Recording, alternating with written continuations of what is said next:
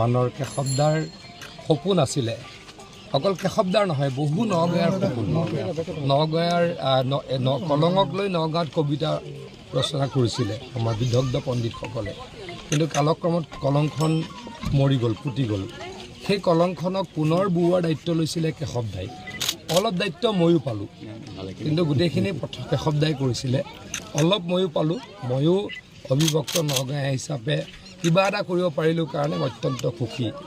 আমি অতি সোনকালে হয়তো আৰু যদি পানী অকণমান বাঢ়ে, এইবাৰ ব্ৰহ্মপুত্ৰত এতিয়া অলপ তলত পানী গ'ল, নেক্সট পানী যেতিয়া বাঢ়িব তেতিয়া হয়তো ভগৱানে কৰিলে আমাৰ কলংখন নতুনকৈ ব'বলৈকে আৰম্ভ কৰিব।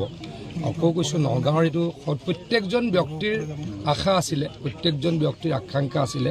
কেশৱদাই আৰম্ভ কৰি প্ৰায়খিনি কাম কৰিছিলে, মই অকণমান তাতে কণ্ট্ৰিবিউট কৰিবলৈ পাই অত্যন্ত সুখী হৈছোঁ। ইয়াৰ আগতে আপুনি এটা কথা কৈছিলে, দীঘলীয়া এটা সময়ৰ কথা কৈছিলে, কিন্তু দেখা নহয় সোনকালে সেই কথাটো কৈছোঁ। সোনকালে হ'ল। আমি 5-6 কিলোমিটাৰ খানোতেই আমাৰ গোটেইখিনি হৈ গ'ল। কিন্তু আৰু অলপ অলপ আমাৰ টোটেল 23 কিলোমিটাৰ আছিলে।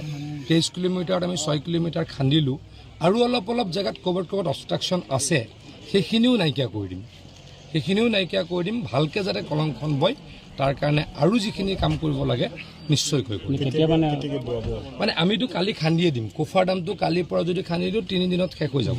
কিন্তু এতিয়া পানী ব্ৰহ্মপুত্ৰৰ তলত আছে। ব্ৰহ্মপুত্ৰত যেতিয়া পানী ওপৰত উঠিব, ডেফিনেটলি কলংখন বৈ যাব। কলংখন যেতিয়া বৈ যাব তেতিয়া এবাৰ আপুনি আহিব নেকি? আপোনালোকে মাতিলে আহিম।